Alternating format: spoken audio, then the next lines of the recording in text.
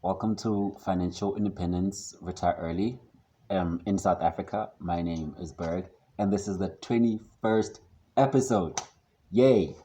The real milestone is that we are officially on over 100 subscribers. I think I'm on 101. I checked before I recorded this, so I know I'm on 101. Yay us! I'm excited. It motivates me, it keeps me going. And this is Financial Independence Retire Early, so we definitely are trying to get monetized for that financial independence. So please keep on liking, keep on commenting, keep on sharing, inviting all of your friends and other people who may be interested in this kind of content. This is Financial Independence Retire Early, where I share my journey to financial literacy and financial independence, ultimately for freedom, for financial freedom, so that I can retire early or just do whatever the F I want because I can, live my life without having to work or anything like that, right? So financial independence, retire early, episode 21. My name is Bird. Thank you for joining me. So today, on this episode, I will be talking about, right? So if you remember 2 episodes ago, I spoke about my approach to space as an industry, right? And then somebody was like, okay, Bert, great episode. I loved it. But now, how do I apply those learnings to another company or to another industry? And I was like, okay, I see what you mean, right? So the space approach is not necessarily a one size fits all. You can kind of take my approach of breaking down every industry into its definite sections, how I broke it down and also broke it apart. You can apply that to any industry. I think it's not so difficult to kind of break down whatever industry you're in into its component parts and into its potential competitors in order to understand the company and to understand the industry. But what kind of strategy or what kind of approach can somebody use that is almost a one size fits all? Meaning, what kind of understanding and what kind of approach can I use which I can take from company to company or from industry to industry, if I'm making any sense? I was like, great question, bro. Yes, this is from another viewer, so that's what I mean, man. I like when people engage me because they show me things that I might be overlooking. So I decided to do this episode in order to answer the question: what kind of strategy or what kind of approach, right, can one use from company to company in order to decide whether the company is worth investing in or not? And I was like, well, I actually do have a template which I do use before I invest in any company. There are certain questions which I ask myself before I invest in any company. Now, this is some of these learnings I took from Warren Buffett. It's probably like the 10th time I mention him. I mean, he is one of the greatest investors of our lifetime, so I do take a lot of learnings from him. But some of these are just things that I picked up by myself, just like in that previous episode. Those were things that I came up with all by myself. But in this episode, these are certain things that I picked up from Warren Buffett and maybe other investors, and then I added on my own approach and understanding as an investor, right? So these are questions which is a template of it's a template of questions which I ask myself about every company before I invest in it. Every company, right? So they don't all grade the same. Some companies do better, some do worse, and I'd rather invest in them or not invest in them because of other certain understandings or opinions that I may have. Yes, I use my opinion to invest. I do research, but also use my opinion. So things that I say here are my opinion. I'm not a financial advisor, right? I give my opinion and I share my journey in order for all of us to have a better understanding of financial literacy and investing, as South Africans or as young people, right? Even as older people. I don't know how old you are watching this, but again, this is just to improve all of our understanding as investors and as entrepreneurs, right? So this template, these are the questions I ask myself. Will the company be relevant in 10 years? Will the company be relevant in 10 years? Easy enough, right? Does the business have a sustainable edge? What is its moat, right? In other words, does the business have a sustainable edge, or what is its moat? Number 2, is the company competitive and are its leaders ethical, right? So is the company generally competitive and are its leaders ethical, right? Following that, is the company leadership adaptive? That's very important, right? The leadership of a company is very important. A company can only do as good as the leadership allows it or demands it to do, right? So are the companies ethical, effective? Are the company's leaders ethical and competitive? And are the company's leaders adaptive, right? Number 2, is a stock undervalued? Because, buying in is a function of share price, like I tried to tell us last time. Making a profit or loss depends on when you got into the share, right? So is the stock undervalued? Because that plays a big role into your leverage and into your confidence for your positioning, right? Depending on how much money you have and how much leverage you're allowed, that does play a role. The value or the price of the share, and it's, whether it's overvalued or undervalued, plays a big role in your positioning and in the confidence that you have, also in your leveraging, right? Continuing.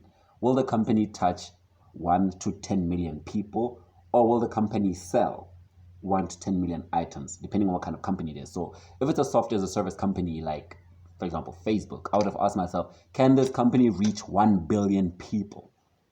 Can this company reach 1 billion people? If they are selling products and or services, I ask myself, will this product or will this service be bought by 1 to 10 million people? So Tesla, I ask myself, can Tesla sell 10 million cars in the next 10 years? And I believe so, and that's why I'm investing in Tesla.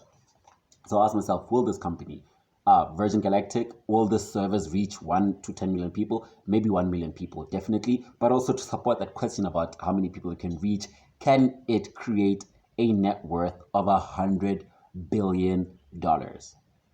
So can it touch 1 to 10 million people, or can it sell 1 to 10 million items of its products? But also, can it possibly have a net worth or market cap of $100 billion? I asked myself that question too. And then again, going into it having a moat, can it be easily disrupted? Right? So these are the questions I ask myself. Will it be relevant in 10 years? Does the business have a sustainable edge or a moat? Which also means, can it be disrupted, right? Are the company's leaders ethical and competitive, right?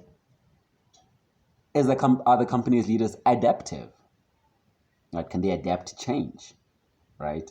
Is the stock undervalued, or what's the price? Can it touch 1 to 10 million people, or can it sell 1 to 10 million items?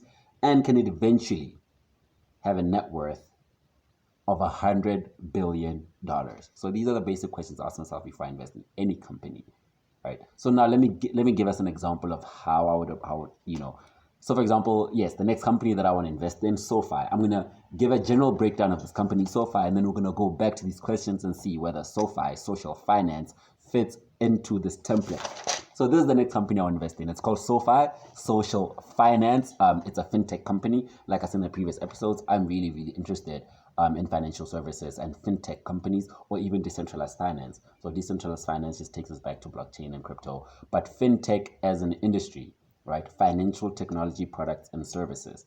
I'm not so interested in banks per se, because FinTech companies aren't necessarily banks, but banks should have a FinTech, a strong FinTech presence. So some banks don't necessarily have a strong FinTech presence, but I believe that FinTechs or financial technology are going to disrupt banks and are already disrupting banks. I mean, Square is such big competition to banks, right? And then now comes social finance. Social finance is like when you have crypto, when you have Square, and now you have social finance, banks are in trouble. That's all I can say. Banking, or traditional banking, is in trouble. And, legendary banks that don't want to change to FinTech and other kinds of products and services are going to lose. So what is SoFi? What is social finance? I'll say social finance, is Elon Musk's wet dream, in the sense that social finance is everything that he wanted PayPal to be, right? What do I mean by that? I mean by that, I say social finance is a one-stop shop for all of your financial products and services. And that is what Elon was trying to build in PayPal before, he got kicked out and sold it.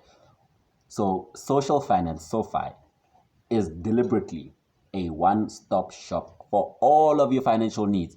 Any kind of financial product or service that you may need, social finance is trying to provide that service. What do they mean by that? They mean any kind of reason you have to put money in or out of the system, they want to provide for you with that service. So you're not gonna bank with, Citibank and do your insurance with Geico and then do your investing with Robinhood. Okay, these are American companies. Why am I giving an American example? But okay, let me give South African examples. You're not gonna bank with Nedbank, buy your shares with Easy Equities, and get your insurance from Outsurance.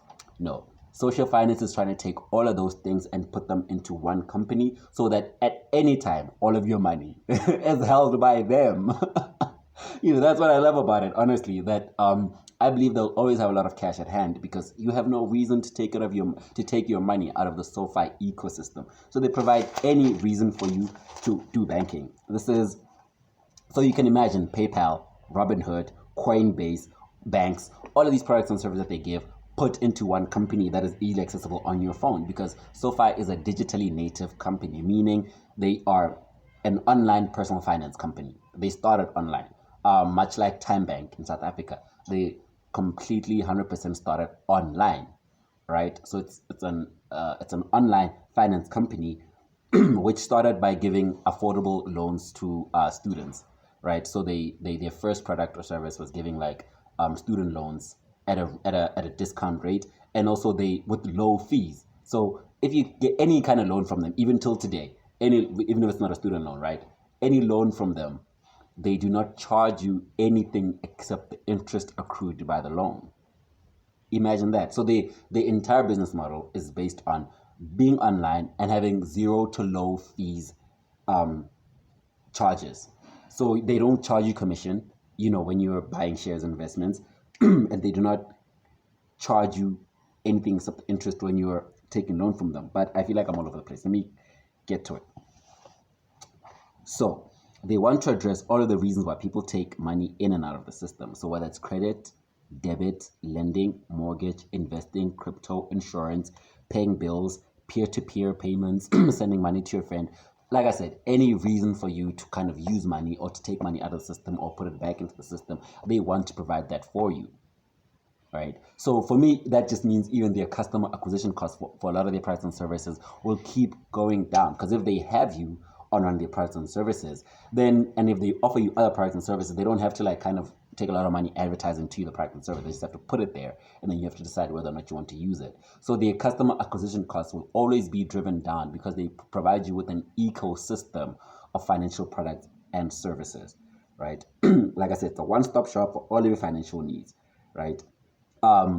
They're not a bank yet, but they just acquired a banking license. That's the edge I think they have over Square. Square is not necessarily a bank, but Square has banking partners, which kind of do all of its third-party transactioning as it relates to lending and other things and holding money that Square can't do because it's not a bank, But this company, SoFi, just bought a banking license from Global Pacific Corp. So if they get a national banking license by buying through this bank, then they can provide other products and services that a lot of their competition cannot, right? Robinhood, Coinbase, PayPal, Square, all of their competition cannot necessarily provide the service that they can do, but they can provide the services that that's what I'm saying when I say they are a fintech company that's also a bank. But some banks aren't necessarily fintech companies, and other fintech companies like Robinhood, like Square, aren't necessarily a bank. So that is the competitive edge that I believe that they have over other banks.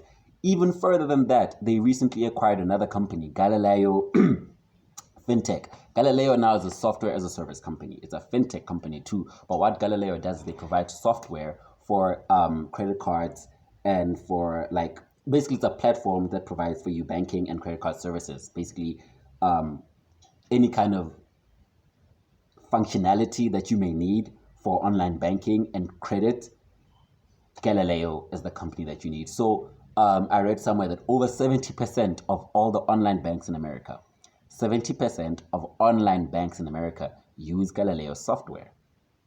So you can imagine if NetBank owned the software that Time Bank and Capitec were using. You know what I'm saying? So they will always have revenue from these other banks too. You know what I'm saying? Because they provide this online platform for these other banks to be able to function, right? Which is, yes, they use that software too. But what I'm trying to say by that is their competitive edge, that other banks pay them to function. I think that's beautiful. I think that's genius, right? So again, fair and transparent lending, a full suite of financial products, commission-free trading, because they do provide opportunities for you to buy and sell shares on their platform. They also they have a relationship with Coinbase, which allows you to also buy crypto, right? And they do it commission-free, right? That's what I'm saying. Like commission-free trading. So why would you need Robinhood, right?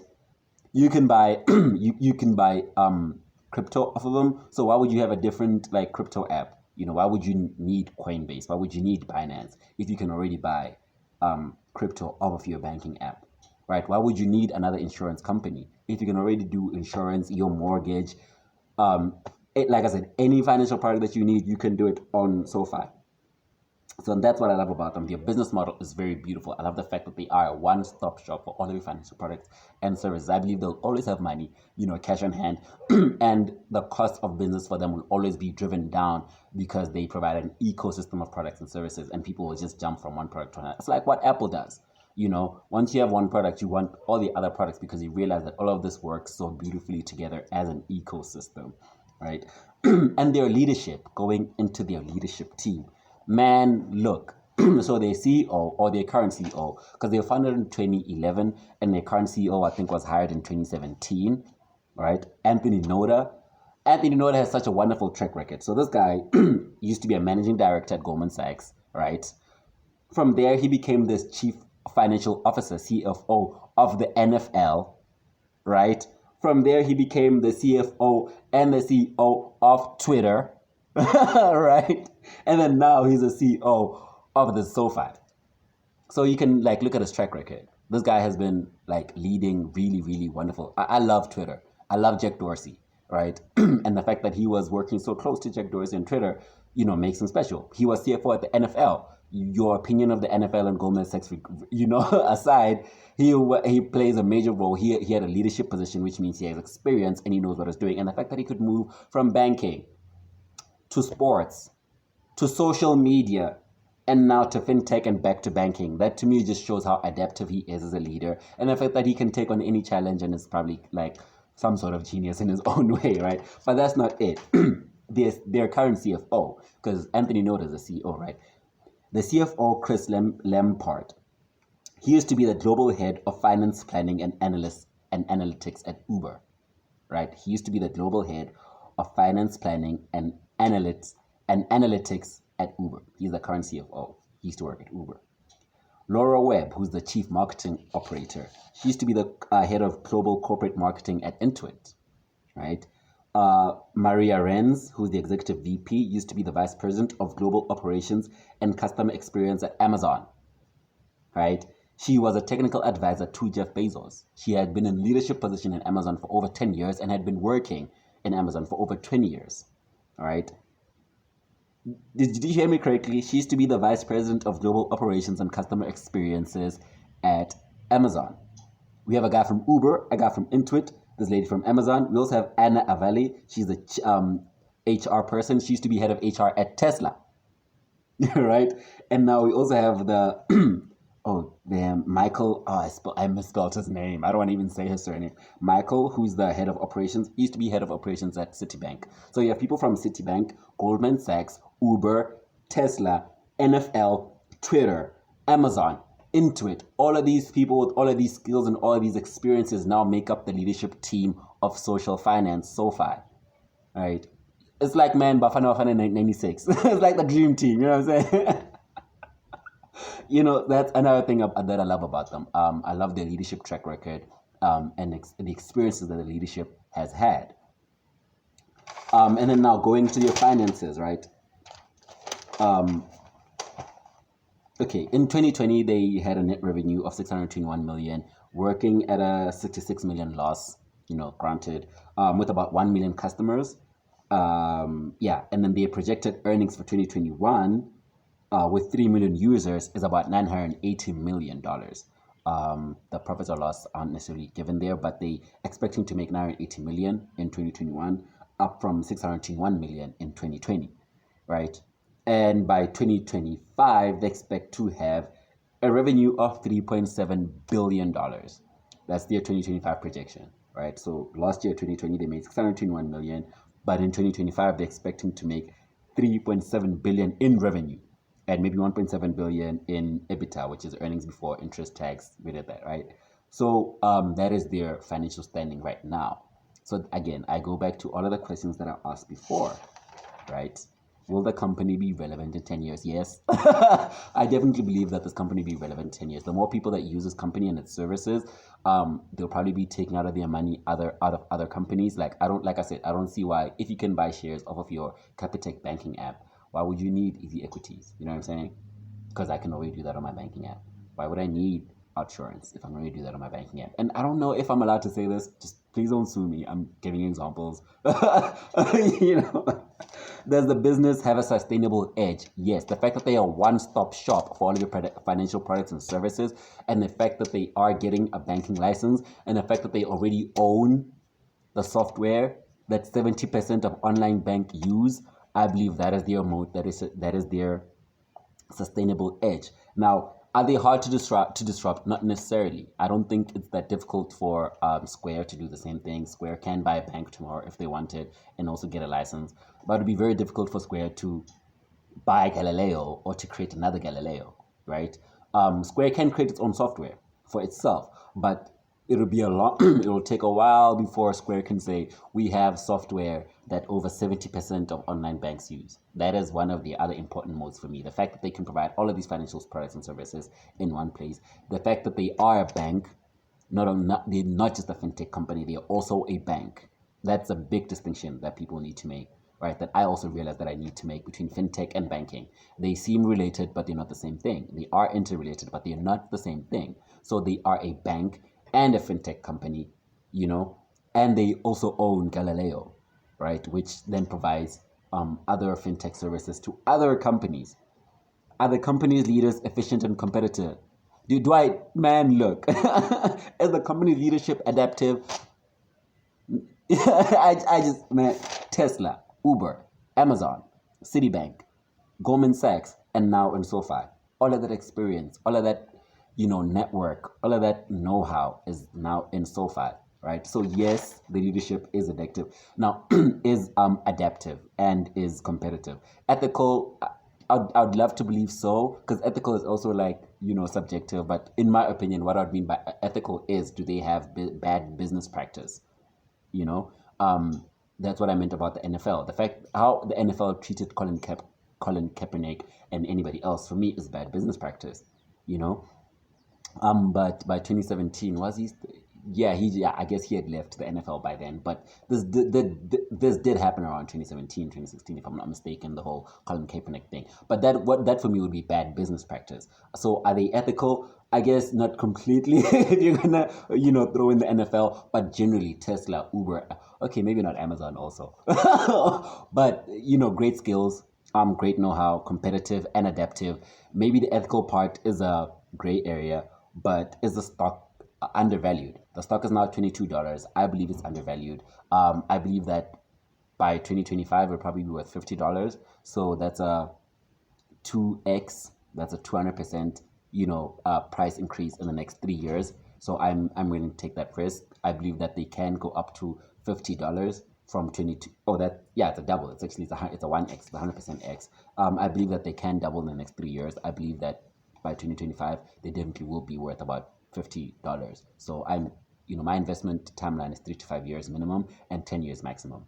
So in the next 3 to 5 years, I do believe that this share price will double, and that's why I'm buying into it. Will they touch 1 to 10 million people? They currently have 1 million customers, and they're planning on having 3 million customers by the end of 2021, right? So at the end of 2020, they had 1 million customers, and they're planning on they're projecting 3 million customers by the end of 2021. So yes, they already have 1 million people. Can they get 10 million customers? Yes. I believe if America has a total addressable market of 300 million people, I think at least 10 million people will have SoFi. So I do believe that they can touch 10 million people. Will it be worth $100 billion? It's currently worth $18 billion right now, $22 a share. So 100 billion, I think in 10 years it's possible. I mean, Square is worth 100 billion right now, and I only talk about Square because I believe Square is one of I'm also a shareholder in Square actually, and I believe that Square is probably one of their best or biggest competitors, right? So will they be worth 100 billion? I think in about 5 years, now it won't even take 10. I think in 5 years time, they can definitely hit $100 billion, right? So that is how I approach a company. You look at the facts of a company and then you take them back to your template. Is the company relevant? Will the company be relevant in 10 years? Does the business have a sustainable edge? Are their company's leaders competitive and adaptive? Is the stock undervalued? And then I relate it back to my own leverage, my own income level, my own confidence and my position, right? And then again, can it touch 1 to 10 million people? And can it get a net worth of $100 billion? And again, where am I jumping in that net worth? I mean, it's now 18 billion, and I believe it'll get to 100 billion. So that's a 5x increase, right? So I do believe that it can increase 5 times. It might take 5 years, it might take 10 years, but I do believe that in the next 5 to 10 years, this company will be worth $100 billion because they are, right, your one-stop, for affordable loan solutions, man, and not just loan solutions, everything, man, credit, lending, crypto, investing, everything. Low to no fees, right? Lending fees are zero except for the interest charged. Fair and transparent lending, full suite of products, commission-free trading. And Peter Thiel was one of the first investors. That's another thing if you're going to go back to just the leadership and just the genius or the geniuses that might be in the team. Peter Thiel, if you know Peter Thiel, he is one of the first investors, right? So that, again, for me, knowing Peter Thiel's philosophy on how he invests, I believe that he saw something special here. And the fact that Peter Thiel comes from PayPal. He's one of the first investors in PayPal. I think he sees in this something that maybe he realized that him and Elon couldn't do in PayPal, and maybe he can maybe accomplish it here. So that's another thing that also was sort of a red flag. Is it a white flag? Green flag. Yeah, that was a green flag for me, like a go sign, right? The fact that Peter Thiel was an investor. I looked at the leadership, I looked at their offerings, and I decided that they can reach 1 million people. The leadership is competitive. It will be relevant in 10 years, and they can get to 100 billion, right? So yeah, this for me is a company to invest in. And that is how I approach every company. I look at the facts of the company, and then I look at my template, and then I try to cross-link and see what works and what doesn't work. And I believe that SoFi is an 8 out of 10, granted the ethical leadership part. I think it's an 8 out of 10. Also the hard to disrupt part. Yeah, I think Square could, if it tried really hard, could disrupt it. So yeah, it's an 8 out of 10, and that's good enough for me to invest. So yeah, I hope that makes more sense. I hope you also are writing down these questions. I'm gonna read them out one more time. Would it be relevant in 10 years? Does it have a sustainable edge? What's its moat? Is it hard to disrupt? Are the company leaders ethical? Are they competitive? Are they adaptive? Is the stock undervalued as it relates to my confidence, my positioning, and the leverage? Will it touch 1 to 10 million people? And can it get to $100 billion in net worth? And that is how I approach every company. That is my template of questions. And then after it ticks these boxes, then I break it down as a company. That's why I would give those Square and other banking examples, just so it's not just fixed to this template, but also I apply the same kind of rules that I applied when I was doing the Virgin Galactic thing of breaking down it company by company or industry by industry. So I hope this makes more sense. If it doesn't, you're allowed to text me, hit me up. I'm going to leave all of my community descriptions, all of my community details in the description, my email, my cell phone number, all of my social media contacts. So hit me up. Let's let's just grow this community. I hope you enjoyed this episode. Subscribe, share it with anybody who you think might be interested, and let us grow our knowledge and our practices. Let's grow our knowledge and improve our practices and our actioning as it relates to being financially independent and being financially free, so that we can retire early and live the lives that we dream of. My name is Bird, and thank you for watching.